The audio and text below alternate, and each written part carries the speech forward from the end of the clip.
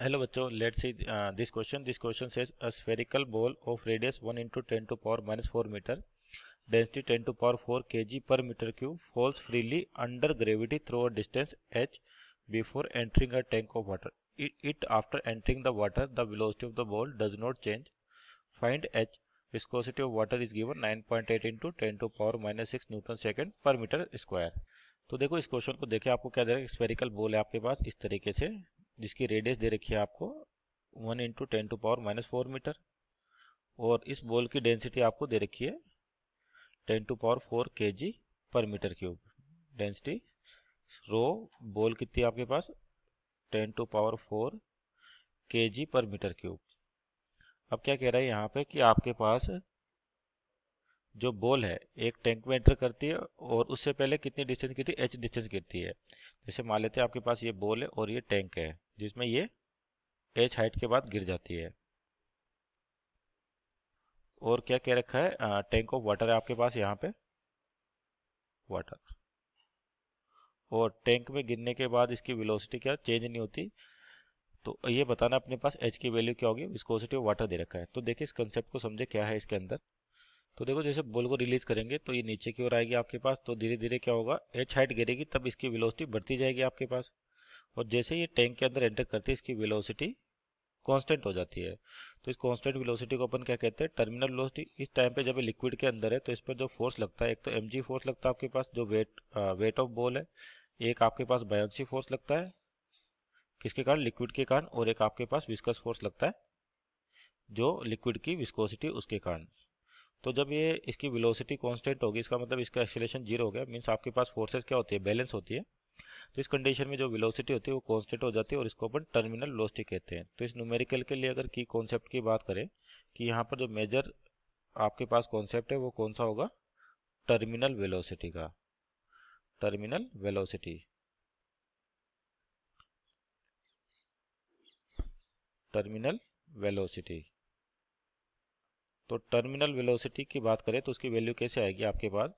तो यहाँ पे देखो जब terminal velocity means acceleration zero तो फोर्सेस बैलेंस है, तो आपके पास mg जो है ये किसके बराबर होना चाहिए, buoyancy force plus viscous force के बराबर, buoyancy force plus viscous force के बराबर।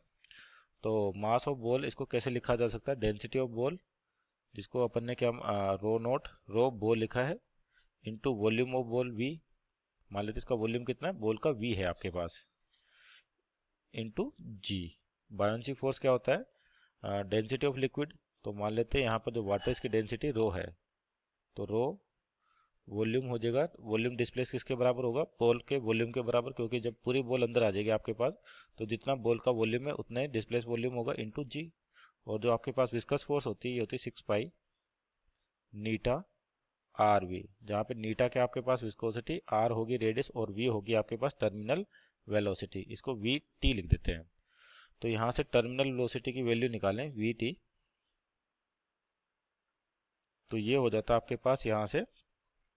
और वॉल्यूम को भी क्या लिख सकते हैं अपन, 4/3 पाई आर क्यूब। तो इक्वेशन को थोड़ा और सिंप्लीफाई करें तो आपके पास ये density of ball into volume कितना हो जाएगा, 4/3 पाई आर क्यूब इंटू जी, और इधर लिक्विड डेंसिटी रो वॉल्यूम क्या हो जाएगा 4/3 pi r cube into g plus 6 pi eta r v, 6 pi eta r v terminal.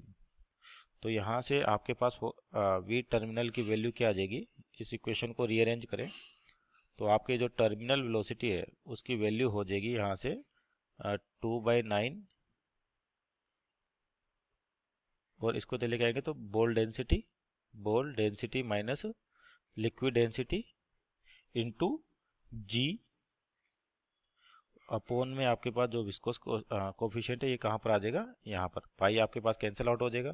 तो यहाँ पर सारी वैल्यूज दे रखी है तो वैल्यूज पुट करें अपन, तो 2/9, बॉल डेंसिटी आपके पास कितनी है 10 टू पावर 4, और liquid density means water use कर रखा है तो 10 टू पावर 3 इंटू जी की वैल्यू अप्रोक्सीमेटली 10 लें, डिवाइड बाय विस्कोसिटी जो कितनी दे रखी है 9.8 into 10 to power -6, 10 to power -6, और ये दे रखा है तो जी की वैल्यू को अगर 9.8 ले लें तो कैंसिल आउट हो जाएगा।